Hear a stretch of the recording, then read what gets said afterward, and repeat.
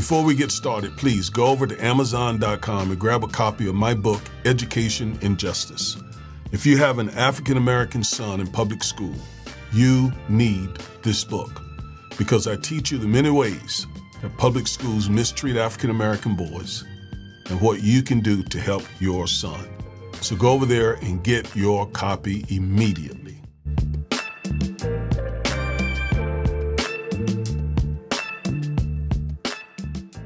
You all might remember a few weeks ago, Newark Mayor Baraka was arrested by ICE, and he was outside a federal facility or facility that's being rented by the federal government for ICE detentions. And that facility is in Newark. And he had some issues with permits and that sort of thing. So he went there, and he was, in fact, invited there, I think he said. And yet they arrested him as he was standing out on public property. And again, this is in his city, in Newark. And there were 3 Congress people there as well who was at that facility doing their congressional duties, their oversight duties. And so Baraka was arrested. He was charged with misdemeanor trespassing. Trespassing. They arrested the mayor of Newark on a doggone trespassing charge. Well, 9 or 10 days later, they dropped that charge. And everybody thought that would be the end of it. Well, it wasn't. Because today, June 3rd, 2025, Baraka flexed by filing a lawsuit against Trump's lawyer, who is the acting U.S. attorney for that district, and alleged that she defamed him, that it was malicious prosecution and false arrest. So I want to go over to that lawsuit and read a little bit of that article, because there is something here to learn, right?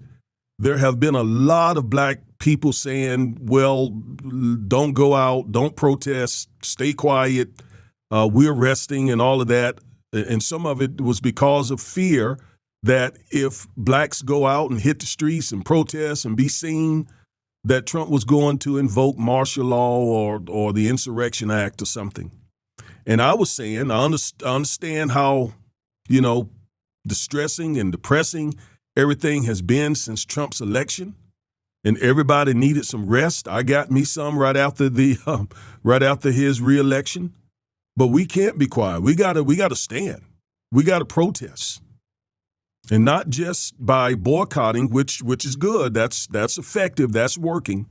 But we also got to hit the streets. We also got to do what we got to do in terms of peacefully protesting. And then, as our ancestors did back in the day, let the chips fall as they may.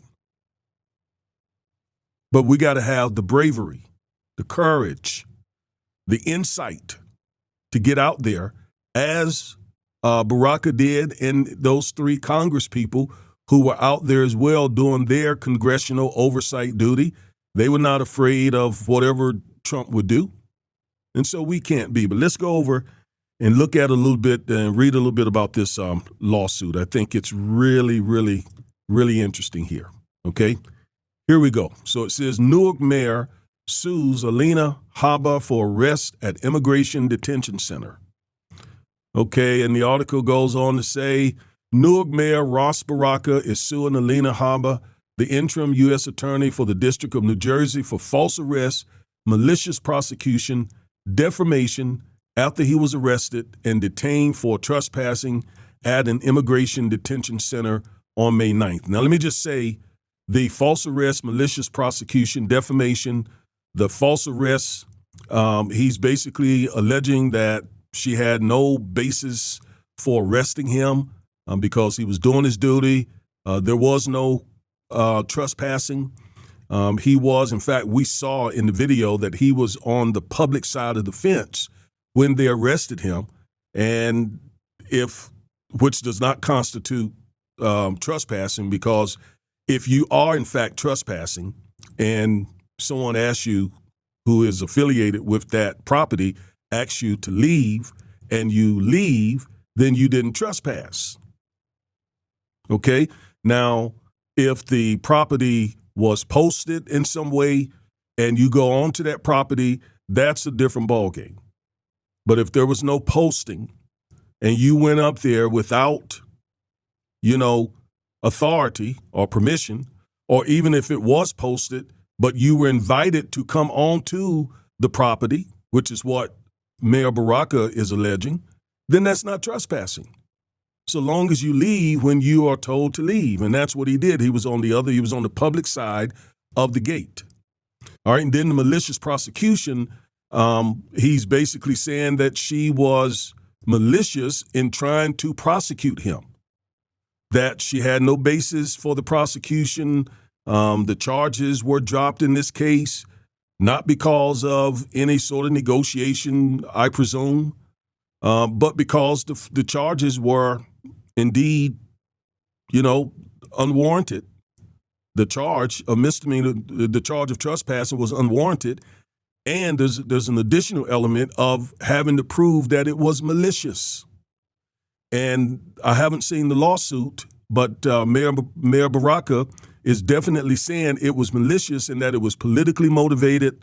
It was, them trying to make a statement, trying to intimidate, and all of those things, I'm sure, is what he's alleging in his lawsuit. So there's the malicious prosecution part, and then defamation. I think I read that one of either her or someone who works in her office accused Baraka of trespassing, made that statement. Well, that could be defamation. So those are the basis of the lawsuit. This goes on to say, the lawsuit alleges that Haba, formerly the personal lawyer for President Donald Trump, directed Homeland Security agent Ricky Patel, and he's also named in Baraka's lawsuit, who's also a named defendant, to falsely arrest Baraka for trespassing after he entered and then left a private detention facility in Newark used to house immigrants. The arrest was executed as part of a political scheme to damage Democratic Party politicians in the state, the suit alleges, just what I said. It also charges Haba with defaming Baraka by issuing false statements about the events that led to his arrest. Haba's office in the Department of Homeland Security did not immediately respond to requests for comment.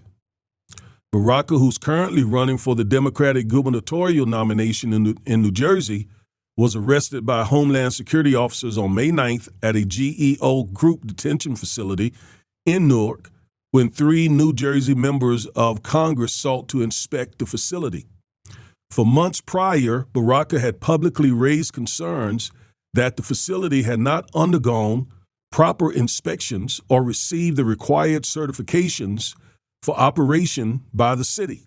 The 3 Democratic lawmakers, Representatives Bob Menendez, Bonnie Watson Coleman, and LaMonica McIver, who are legally required to be granted access to any immigration detention facility, invited Baraka to join them.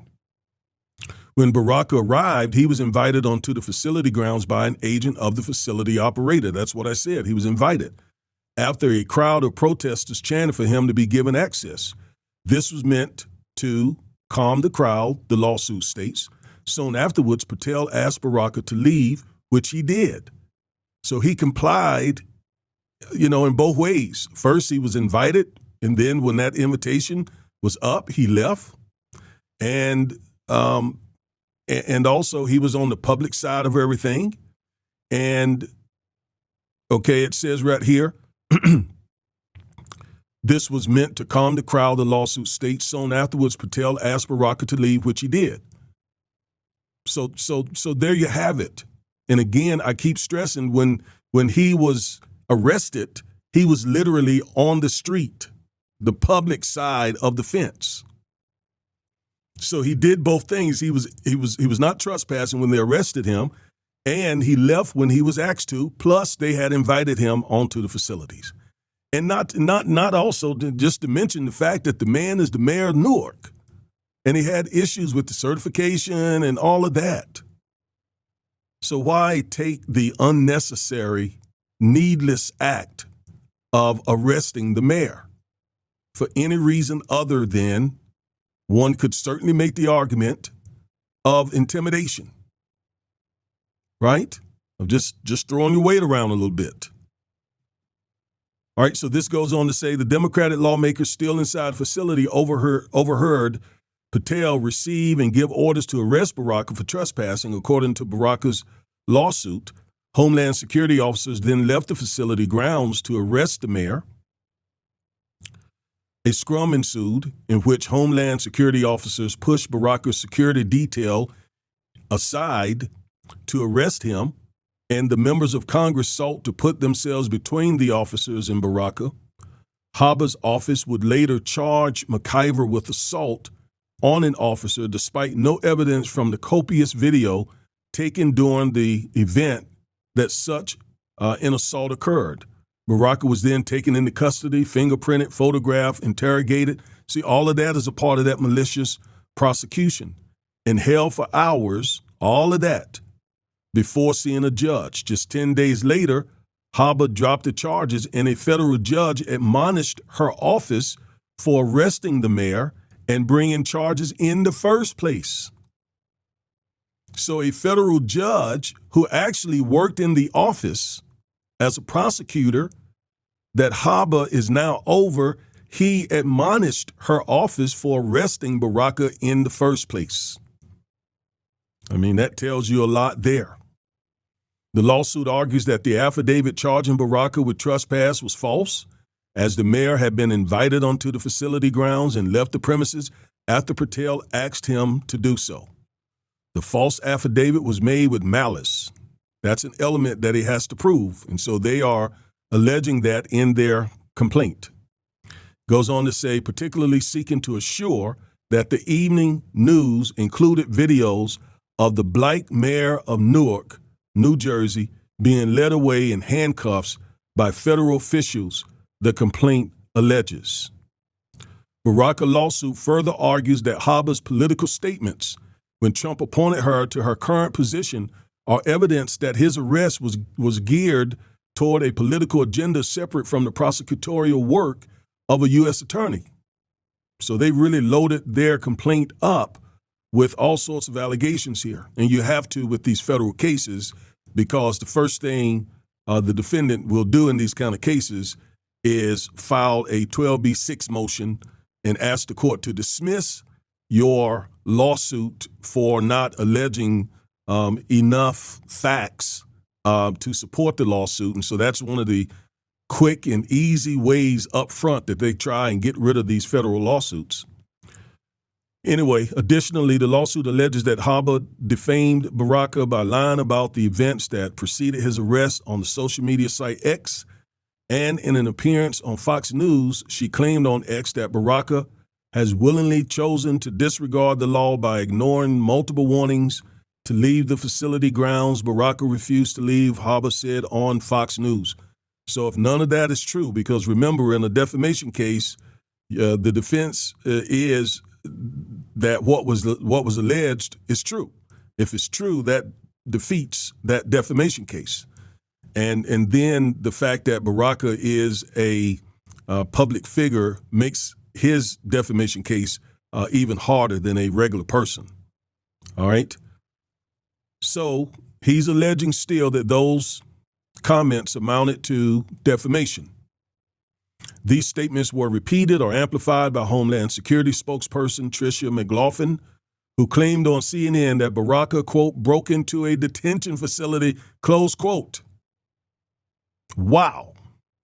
So that's where the defamation allegation comes, and was arrested for storming an ICE facility, when, according to Baraka's lawsuit, he was invited onto the property. The lawsuit, filed in federal district court for New Jersey, seeks unspecified monetary damages and attorney's fees. So there you have it.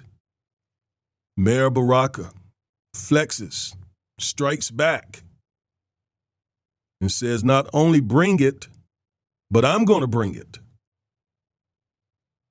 So that's the lesson I believe the rest of us should take from this, that you have to stand up as our ancestors did many, many times in the face of not just being locked up, but in the face of being murdered, lynched, castrated, tar and feathered,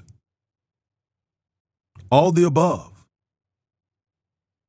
So Baraka, I mean, he showed why he's the mayor of a tough city. I mean, he showed right there that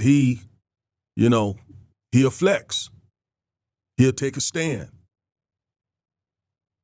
Now, we want to see the charge against Congresswoman LaMonica McIver. We want to see that dismissed as well. She was there doing her job. She was there exercising her oversight duty as a congresswoman who is reportedly on that particular committee. And so she has duties that she must do, that she must absolutely do, and that's why she was there. And so they had no business being all up in her Kool-Aid, all up in her business, when she, as a congresswoman, was absolutely duly responsible for doing precisely what she did. So we want to see those charges dropped as well. And so I just send a big shout out to all four of them, actually. Baraka, the Congresswoman, her first name is Bonnie. I don't see their names right here. Menendez and Congresswoman Bonnie Coleman and Congresswoman McIver. And by the way, Congresswoman Coleman, God bless her. She is like 80 years old out there standing strong. Standing strong. Shout out, special shout out to Congresswoman Bonnie Coleman. All right? So take the lesson from these courageous leaders here, congressional, community, activists, and so on. Let's take the lesson from them that we cannot allow fear to stop us from standing for democracy. Because democracy, man-made government type, is the best thing out there for us African Americans. You do away with democracy, you do away with civil rights and other freedoms that we cannot afford to forfeit. All right, I am Reverend and Civil Rights Attorney Augustus Corbett. Thank you for watching this video. And remember, stay woke,